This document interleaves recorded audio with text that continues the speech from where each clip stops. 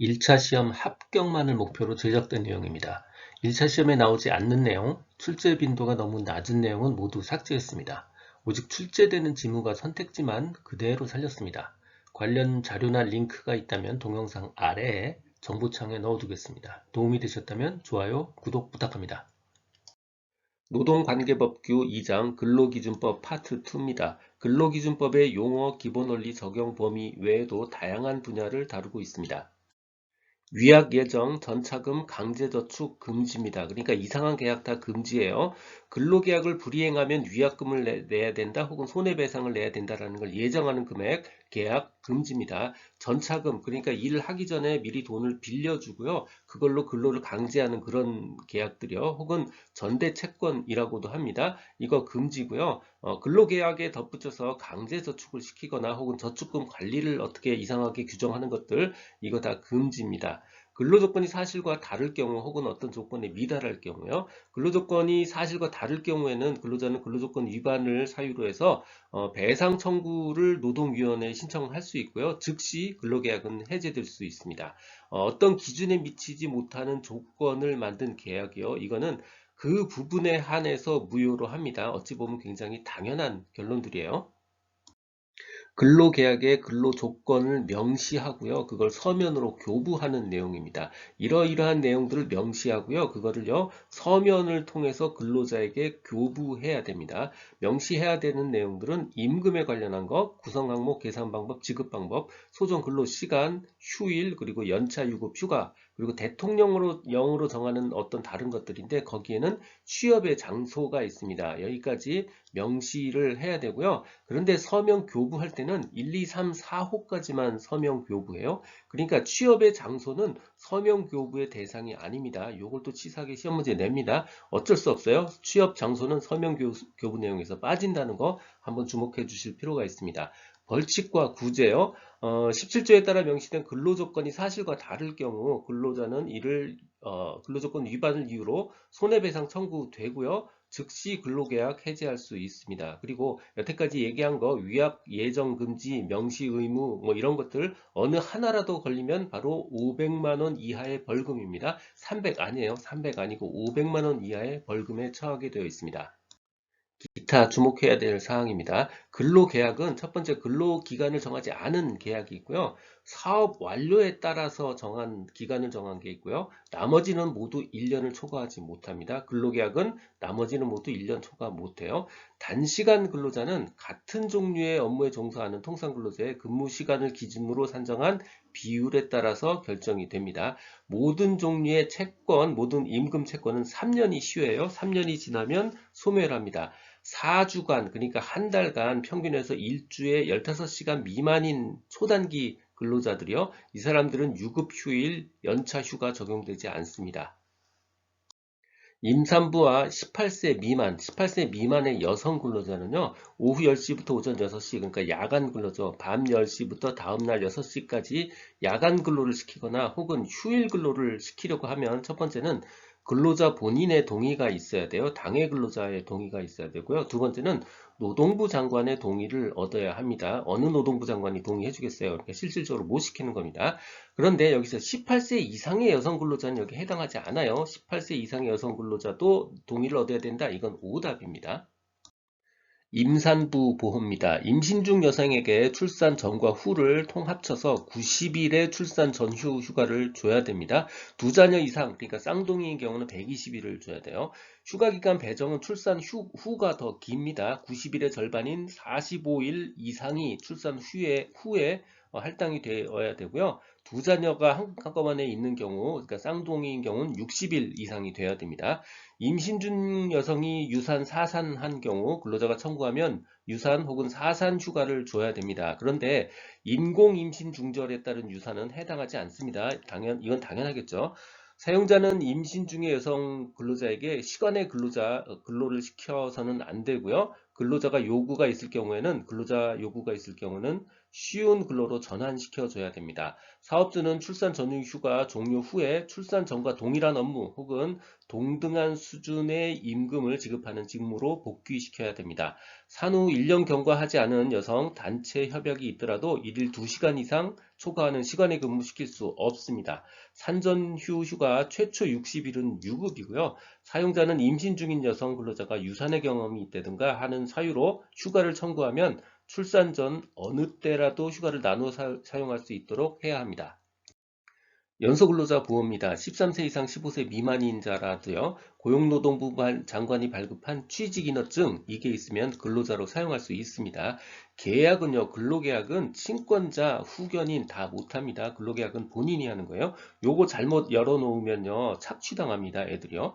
미성년자는 독자적으로 임금을 청구할 수 있고요. 근로계약이 만약에 미성년자한테 불리하다 이렇게 인정이 되면 친권자, 후견인, 노동부 장관 누구나 이를 해지할 수 있습니다. 사용자는 18세 미만인 자에 대해서 그 연령을 증명하는 증명서 그리고 친권자, 후견인의 동의서를 사업장에 갖추어 두어야 됩니다.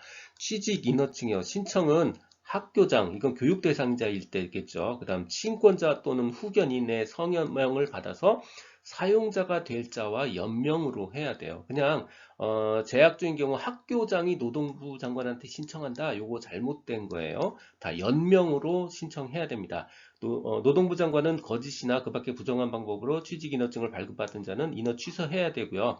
예술 공연 참가를 위한 경우 13세 미만도, 여기는 13세부터 15세잖아요. 13세 미만도 취직인허증 받을 수 있습니다. 예술 공연 참가의 목적이에요. 취직인허증은 본인의 신청에 따라서 의무교육에 지장이 없는 경우에는 직종을 지정해서만 받을 수 있습니다. 평균임금, 통상임금이요. 통상임금은 통상적으로 우리가 회사 다니면서 받는 모든 종류의 돈들, 이게 통상임금 기준이고요. 평균임금은 우리가 회사를 나갈 때 맨 마지막 받은 세 달치 임금을 딱 정확하게 계산해서 평균을 쳐요. 이때 사용하는 모든 것들이 다 평균임금입니다. 그래서 평균임금은 회사랑 헤어질 때 써요. 예를 들어서 퇴직금, 휴업수당, 휴업보상, 장애보상 같은 거 이거 다 회사랑 헤어질 때 사용하는 금액들이에요. 통상임금은 회사를 계속 다니면서 받는 돈들입니다. 예를 들어서 연장수당, 야간수당, 휴일근로수당 이런 것들이요. 해고예고수당은 해고를 예고했지만 아직 잘린 거 아니에요. 그래서 해고예고수당도 통상임금 기준입니다. 해고예고수당 통상임금 기준이고요. 연장수당, 야간수당 이거 다 통상임금 기준입니다. 통상임금이란 근로자에게 정기적이고 일률적으로 지급하기로 정한 거, 시급, 일급, 주급, 월급 금액, 도급 금액 이런 것들이 다 통상임금입니다. 자, 예를 들어서 점심식대요. 점심식대는 매월 정기적으로 주죠. 그리고 정해진 룰을 정해서 줍니다. 일정한 액수를 주는 식이죠. 일률적으로 지급합니다. 그래서 점심식대도 통상임금에 포함이 됩니다. 평균 임금은 회사랑 헤어질 때 쓴다고 그랬죠. 그래서 이를 산정할 사유가 발생한 날, 그러니까 퇴직을 상상하시면 돼요. 퇴직한 날 이전 3개월 동안에 그 근로자한테 지급된 임금의 총액, 그것을 총 일수로 나눈 금액을 말합니다. 그 금액을 월수로 나눴다, 이게 오답이에요. 이렇게 출제됩니다. 일수로 나눈 겁니다. 월수가 아니에요. 자, 일용직 근로자는 고용노동부 장관이 그냥 사업이나 직업에 따라서 그냥 정해줍니다. 평균 임금이 통상 임금보다 적으면 대부분의 경우는 평균 임금이 무조건 높습니다. 왜냐하면 여기에 복지 금액들이 다 들어가서 그래요. 그래서 요거보다 적으면 통상 임금액을 평균 임금으로 그냥 정합니다. 평균 임금 산정 제외 기간이요. 3개월 이내의 수습 기간 요거 포함되지 않습니다. 그러니까 당연히 2개월도 포함 안 되는 거예요. 업무상 부상이나 질병 같은 걸로 휴업한 기간, 그 다음에 사용자의 승인을 얻어서 휴업한 기간 이런 거 다 포함 안 돼요. 출산 전후 휴가 기간, 육아 휴직 기간, 사용자 귀책 사유로 휴업한 기간 이런 휴업들이 다 빠지는 이유는 요 기간 동안에 돈을 못 받기 때문에 이 평균 임금이 요걸 집어넣으면 뚝 떨어집니다. 그래서 모든 종류의 휴업 기간, 휴식 기간, 휴직 기간 다 빼는 거예요. 딱 하나 병역 의무만 한번 집중하시면 됩니다. 병역 의무 이행을 위해서 휴직을 했는데 그 사이에 임금도 받으면서 휴직하는 경우도 있습니다. 유급 휴직하는 사람들이요. 이거는 이 기간을 포함시킵니다. 안 시키는 게 아니에요. 근데 이걸 안 하고 임금을 안 받고 갔다 그러면 임금 기간에 불포함하지 않습니다. 다시 유급 휴직한 사람은요, 월급을 계속 받으니까 평균 기간 포함시키고요. 월급을 못 받고 있다. 그리고 그냥 군대 갔다 그러면 평균 임금 기간에 포함시키지 않습니다. 통상임금, 평균임금에 관한 설명으로 틀린 거요. 평균임금은 헤어질 때 받는 돈이라고 그랬어요. 그러니까 연장근로, 야간근로, 휴일근로처럼 평소에 다니면서 받는 돈의 산출 기준 아닙니다. 틀린 거 정답 4번입니다. 근로기준법에서 말하는 근로자입니다. 법에 따라서 근로자의 정의가 다 다릅니다. 근로기준법에서는 직업의 종류와 관계없이 임금 목적으로 사업이나 사업장에 근로를 제공하는 사람, 임금이 있고 근로를 제공하는 사람이 있으면 근로기준법상 근로자입니다. 실업자는 근로를 제공하지 않죠. 그러니까 실업자는 근로기준법상 근로자 아니에요. 그 다음 수입에 의해서 생활하는 사람, 생활하는 게 아니라 근로를 제공하는 사람이 근로자입니다. 생활하는 사람은 노동관련법에서의 근로자입니다. 단시간 근로자란 일주 동안의 소정 근로시간이 같은 종류의 업무에 종사하는 사람의 통상 근로시간보다 짧은 사람, 이 사람이 바로 단시간 근로자입니다. 근로란 그 정신노동과 육체노동을 다 말하는 거고요. 근로계약이란 근로자는 사용자한테 근로를 제공하고요. 사용자는 이에 대해서 임금을 지급하는 것을 목적으로 체결된 계약, 이게 바로 근로계약입니다. 사용자란 사업주도 당연히 사용자고요. 사업 경영 담당자, 그 밖에 근로자에 대한 사항에 대해서 사업주를 위해서 대리 행위를 하는 사람, 사업주를 위해서 행위하는 사람, 이 사람들이 다 사용자에 해당합니다. 꼭 사장님만 사용자 아니에요. 임금이란 사용자가 근로의 대가로 근로자에게 임금, 봉급, 그 밖에 어떠한 명칭이든지 지급하는 일체의 금품을 말합니다. 이름이 뭐가 됐든 지급하는 일체의 금품, 이게 임금입니다. 근로기준법 기본 원리입니다. 근로조건 노사 대등 결정의 원칙입니다. 노동자도 있고 사용자도 다 있어야 된다는 얘기예요. 근로조건은 근로자와 사용자가 동등한 지위에서 자유의사에 따라서 결정해야 됩니다. 사용자가 결정에 따라서 의사에 따라 결정한다. 이거 오답입니다. 근로자, 사용자가 다 같은 자리에 같은 문장에 있어야 돼요. 균등처우의 원칙이요. 근로자는 남녀의 성에 의해서 국적, 신앙 혹은 사회적 신분을 이유로 차별적 대우를 할 수 없습니다. 근데 나이는 구별의 요소예요. 자, 나이는 여기에 해당하지 않는다. 이거 꼭 기억을 하시고요. 근로기준법의 명문으로 딱 규정되어 있지는 않지만 정치 신념 그리고 사상에 대한 차별 대우 이거 당연히 균등처우 원칙에 위배되는 겁니다. 이건 상식적이죠. 석가탄신일에 불교 신자한테만 특별 사학영업을 줬어요. 이거 균등처우 위배입니다. 우리가 똑같은 일을 하면 똑같은 금액을 받아야 돼요. 채용일 때는 다릅니다. 사용할 때는 이렇게 주면 위배지만 채용할 때는 균등처우의 원칙이 적용되는 게 아니다라는 게 일반적 견해입니다. 직종이나 업무의 성질에 따라서 근로조건을 달리하는 것 이거 균등처우 원칙에 위배된 거 아닙니다. 공민권 행사는 반드시 보장돼야 돼요. 근로시간 중이라도 투표하러 간다, 공민권 행사하러 간다 그러면 이걸 거부할 수 없습니다. 강제근로 당연히 안 되고요. 중간 착취 배제돼야 되고요. 폭행 당연히 안 됩니다. 그런데 근로자 단결권은요, 근로기준법에 해당하는 게 아니고 근로 3권에 해당합니다. 그래서 근로자 단결권이 근로기준법에서 아닌 것 하면 요게 오답에 해당하는 겁니다. 근로기준법 적용 범위의 예외 먼저 살펴볼게요. 첫 번째, 상시 4인 이하의 사업장은 일부 규정이 적용 안 됩니다. 두 번째는 친족만끼리 하는 사업장, 이거 적용 안 되고요. 가사 사용인 여기도 적용되지 않습니다. 자, 상시 5명 이상의 근로자를 사용하는 모든 사업장에 적용이 됩니다. 거꾸로 얘기하면 4인 이하 안 되죠. 4인 이하는 일부 안 되는데 안 되는 규정은 뭐냐? 연차 휴가 안 줍니다. 연차 휴가 안 주는데 그 대신 주 휴일은 반드시 있어요. 자, 일요일은 누구나 쉽니다. 일요일은 4인 이하도 적용 규정이 되어 있습니다. 소정 근로시간이 15시간 미만인 근로자요. 일부 규정이 적용되지 않습니다. 단시간 근로자는 같은 업무 종사하는 통상 근로자의 근로시간을 기준으로 해서 산정한 비율에 따라서 결정합니다. 즉, 단시간 근로자도 근로기준법을 적용한다는 의미로 받아들이셔야 돼요. 4인 이하 사업장의 비적용 규정과 4인 이하 사업장의 적용 규정이 있습니다. 먼저 적용 규정 먼저 살펴볼게요. 상식적으로 이런 건 안 된다 이런 거 있잖아요. 갱내 근로 안 되고요. 전차금 안 되고요. 중간 착취 안 되잖아요. 그래서 이런 것들은 다 따로 기억하지 마시고 정말 중요한 것만 기억할게요. 4인 이하 사업장에도 꼭 적용해야 되는 거, 자, 주휴일입니다. 일요일은 쉬어요. 두 번째, 해고의 예고는 4인 이하도 항상 미리 해줘야 됩니다. 이 두 가지는 4인 이하 사업장에도 적용이에요. 4인 이하 사업장에서 적용이 안 되는 거 첫 번째, 연차 휴가 없습니다. 그 다음에 부당 해고 구제 신청 없습니다. 사용자가 일정 규모 이상의 인원을 해고하려 할 때는요, 해고하고자 하는 날의 30일 전까지 고용노동부 장관한테 신고해야 됩니다. 승인을 얻어야 된다. 이거 오답이에요. 승인까지 얻는 게 아니고 그냥 신고하면 되는 거예요. 자, 부당해고에 대한 구제 신청 프로세스입니다. 부당해고가 발생했다고 믿으면 근로자는 3개월 내에 노동위원회에 구제 신청을 합니다. 그러면 노동위원회는 받아들이든가 기각하죠. 구제명령서를 내리든가 기각결정을 합니다. 그러면 그 명령서나 기각결정서를 받은 지 10일 내에 각자는 중앙노동위원회에 재심 신청을 해요. 아까는 그냥 노동위원회, 지금은 한 단계 높은 중앙노동위원회요. 그러면 재심 판정이 나옵니다. 이 판정서를 받고 15일 이내에 이번에는 각자가 행정소송을 진행할 수 있습니다. 자, 첫 번째, 이 기준은 15일, 10일, 15일의 기준은요,